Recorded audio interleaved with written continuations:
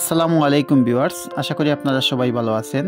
আজকের ব্লগটিতে আমি আপনাদের জন্য কাজাখস্তানে যারা বাংলাদেশ থেকে নতুন আসবেন, বিশেষ করে তাদের জন্য আজকের ভিডিওটি অত্যন্ত গুরুত্বপূর্ণ। আজকের ভিডিওতে আমি আলোচনা করব কাজাখস্তানে যারা বাংলাদেশ থেকে নতুন আসবেন এবং আসার সাথে সাথে কি কি কাজ সাথে সাথেই করতে হবে, যা অনেক প্রয়োজনীয়। যে কাজগুলো না করলে আপনারা কাজাখস্তানে আসার সাথে সাথেই আপনাদের ভিসা থাকা সত্ত্বেও আপনারা অবৈধ হয়ে যাবেন, সেই সব বিষয় নিয়ে আমি আজকে আলোচনা করব। সো আশা করি আপনারা আমার ভিডিওটি শেষ পর্যন্ত দেখবেন এবং ধৈর্য সহকারে আজকের ভিডিওটি দেখবেন।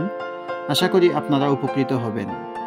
সুপ্রিয় দর্শক, আপনারা জানেন আমি কাজাখস্তান নিয়ে অনেকগুলা ভিডিও করেছি। সামনের দিকেও ইনশাআল্লাহ আরও অন্যান্য ভিডিওর মাধ্যমে আপনাদেরকে বিভিন্ন তথ্য দিয়ে থাকবো।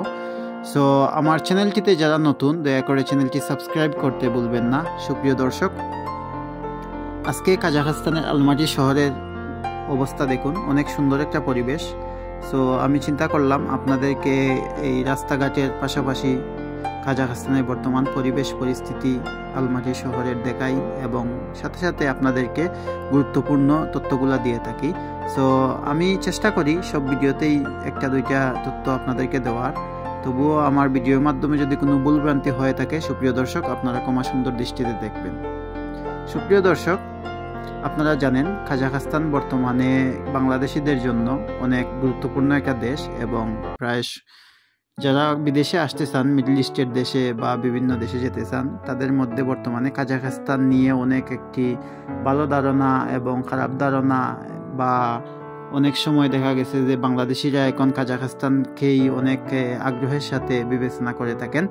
সো এরই ধারাবাহিকতায় অনেকেই বাংলাদেশ থেকে কাজাখস্তানে এসেছেন, যেমন স্টুডেন্ট ভিসা নিয়ে, বিজনেস ভিসা নিয়ে, বা ওয়ার্ক পারমিট বর্তমানে বন্ধ আছে। যাই হোক, তবুও অনেক কিছুদিন আগেও ওয়ার্ক পারমিট চালু ছিল। সো বিভিন্ন ভিসা নিয়ে মানুষ কাজাখস্তানে আসতেছেন। সো আসার সাথে সাথেই বাংলাদেশিদেরকে যে কাজটি করতে হবে সেটি হচ্ছে, আপনারা যে ভিসা নিয়ে আসবেন সেই ভিসাটা আপনারা যে বাসায় উঠবেন, যার মাধ্যমে আসবেন, তাকে বলবেন যে আপনাদের আশেপাশে যে ইমিগ্রেশন অফিস আছে সেইখানে গিয়ে আপনাদের ভিসাটা রেজিস্ট্রেশন করার জন্য আপনাদের নামে ওরা ইমিগ্রেশনে রেজিস্ট্রেশন করবে এবং আপনাকে একটা কাগজ দিয়ে দেবে ইমিগ্রেশন থেকে। সো এটা আপনারা অত্যন্ত গুরুত্ব সহকারে আসার সাথে সাথে 1-2 দিন বা 3 দিনের মধ্যে এই কাজটা করতে হবে। যদি না করেন তাহলে আপনারা অবৈধ বলে গণ্য হবেন। সো আপনারা ইমিগ্রেশন থেকে কাজ শেষ করার পরে আপনারা যে জায়গায় থাকবেন সেইখানে আপনাদের নামে রেজিস্ট্রেশন করতে হবে, বাসার রেজিস্ট্রেশন করতে হবে যে আমি এই জায়গায় আছি। আপনার নামে একটা কাগজ থাকবে, দেবে যে আপনি এই বাসায়, অত নম্বর বাসায় আপনি আছেন।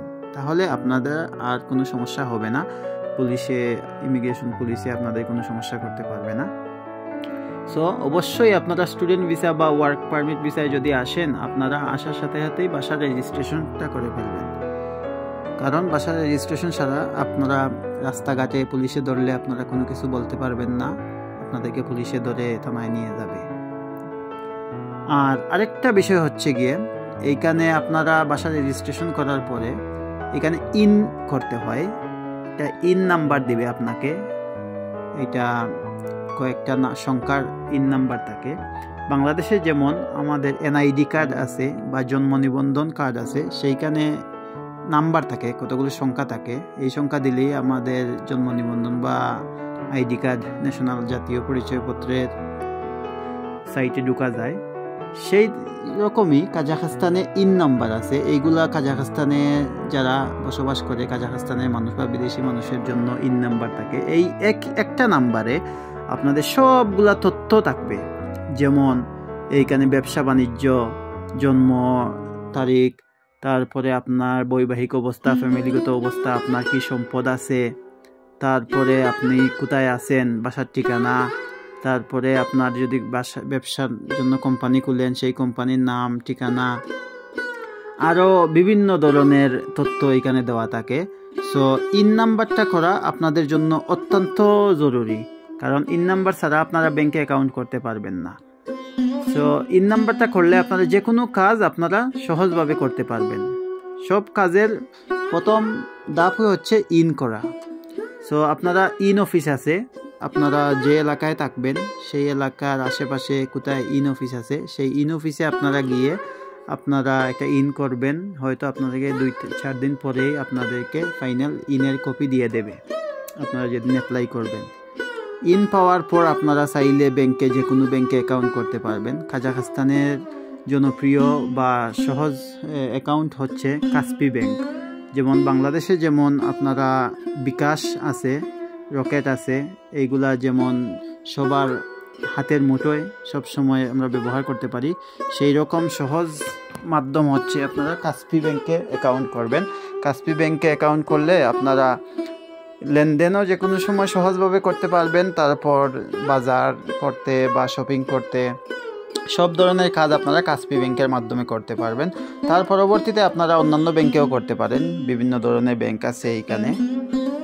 আরেকটা গুরুত্বপূর্ণ তথ্য হচ্ছে যে আমাকে অনেকেই জিজ্ঞেস করেন যে কাজাখস্তানে ট্যুরিস্ট ভিসায় এসে কি কাজ করা যায়। আসলে আপনারা জানেন ট্যুরিস্ট ভিসা তো এটা হচ্ছে গিয়ে আপনাদের ভ্রমণের জন্য ভিসা, আপনারা একটা দেশ ঘুরতে যাবেন, সেইখানে কাজের অবশ্যই কোনো পারমিশন নাই। যারা এইখানে স্টুডেন্ট ভিসায়ও আসে ওদেরও কোনো কাজের পারমিশন নাই, তবে ওরা কাজ করে, কারণ এইখানে বাংলাদেশ থেকে আসেই কাজের জন্য। এইখানে যে ভিসায় আসে না কেন সবাই চায় যে এইখানে একটা না একটা কিছু করে খাওয়ার জন্য। সো স্টুডেন্ট ভিসায় আসলে এইখানে কাজের পারমিশন নাই সেহেতু আপনারা ট্যুরিস্ট ভিসায় আসলে কিভাবে কাজ করবেন। ট্যুরিস্ট ভিসায় কোনো দেশেই কাজের পারমিশন নাই, তবুও মানুষ কাজ করে। ইউরোপের হিসাবটা হচ্ছে আলাদা, ইউরোপে গেলে কেউ আর লিগেল হওয়া ছাড়া বাংলাদেশে ব্যাক করে না। কিন্তু এইসব দেশগুলোতে কাজাখস্তান বা আশেপাশের যে দেশগুলো আছে বা মিডল ইস্টের দেশগুলোতে আপনারা অবৈধ থাকলে এইখানে আপনারা হয়তো কিছুদিন রুজি করতে পারবেন, কাজ করতে পারবেন, কিন্তু আপনারা এইখানে ভবিষ্যৎ নিয়ে চিন্তা করলে কিছুই পাবেন না। আপনারা যদি লিগ্যাল ওয়েতে থাকেন, ভিসা নিয়ে থাকেন, তাহলে ভিসা বাড়িয়ে আপনারা হয়তো সামনের দিকে ভালো কিছু পেতে পারেন রেজাল্ট, কিন্তু ভিসা ছাড়া আপনারা এখানে কোনো সুবিধা পাবেন না। সো আমি সব ভিডিওতেই বলে থাকি আপনারা যেই আসবেন কাজাখস্তানে আপনারা অবশ্যই বৈধভাবে আসবেন, ভিসা নিয়ে আসবেন, তাহলে আপনারা একটা না একটা করে খেতে পারবেন, এইখানে বিপদে পড়বেন না। কারণ এইখানে একটা হচ্ছে প্রথমত বাসার সমস্যা। আপনারা যারা আসবেন ট্যুরিস্ট ভিসায় আইসা এখানে কাজ করার চিন্তা করতেছেন বা স্টুডেন্ট ভিসায় এসে কাজ করতেছেন, সো আপনারা যদি পুলিশে ধরে আপনাদেরকে, প্রথম অবস্থায় আপনারা বাসা শিখতে কিছুদিন যাবে, তো আপনারা কিভাবে আপনারা পুলিশ থেকে রক্ষা পাবেন? হয়তো আপনারা কাউকে ফোন দিয়ে বা কাউকে সাথে নিয়ে আপনারা এই সমস্যা থেকে সমাধান পেতে পারেন, যারা বাসা জানে বা পুরাতন মানুষ আছে। সো আপনারা কাজাখস্তানে যারাই আসবেন, আমি বারবারই বলি ভেবে চিন্তে আসবেন, কারণ সব পরিবেশ পরিস্থিতি সুযোগ সুবিধা জেনে শুনে আপনারা আসবেন, লিগ্যাল ওয়েতে আসবেন। আপনারা বলেও আপনারা বিজনেস ভিসায় আইসা এইখানে অবৈধ হবেন না। বিজনেস ভিসায় যদি আসেন সমস্যা নেই, কিন্তু আপনারা আসার পর ভিসাটা কনভার্ট করার চেষ্টা করবেন, ওয়ার্ক পারমিটে কনভার্ট করার চেষ্টা করবেন, কারণ বিজনেস ভিসা এইখানে আইসা প্রচুর বাঙালি অবৈধ হয়ে গেছে, যার কারণে ইমিগ্রেশনে বা পুলিশের কাছে বাংলাদেশের মানুষদের জন্য একটা নেগেটিভ দিক এটা। এখানে প্রচুর চেকিং হয় এখন বাংলাদেশিদেরকে দেখলেই। সো আপনারা অবশ্যই যারা আসবেন আপনারা আসার সাথে সাথেই যেই জিনিসগুলো বললাম এইগুলো আপনারা করে ফেলবেন। কারণ আমি আজকে কিছুদিন যাবৎ ভাবতেছি যে আপনাদের জন্য এই তথ্যটা দেই, কারণ অনেকেই জানে না কিভাবে আসার পর কিভাবে ইমিগ্রেশনে যাবে বা ইন অফিসে যাবে। সো আপনারা যার মাধ্যমে আসবেন অবশ্যই আপনারা কারোর মাধ্যমে আসবেন এইখানে।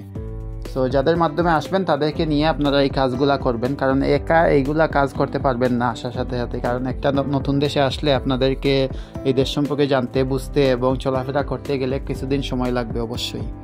সো আপনারা যার মাধ্যমে আসবেন তাকে বলবেন আপনাদের সব কাজগুলা করে দেওয়ার জন্য। আরেকটা বিষয়, আমি যেই জিনিসগুলো বললাম আপনারা কাজাখস্তানে আসার সাথে সাথে আপনারা কী কাজ করতে হবে, সেইগুলা করতে গেলে আপনাদের তেমন কোনো টাকা পয়সা লাগবে না।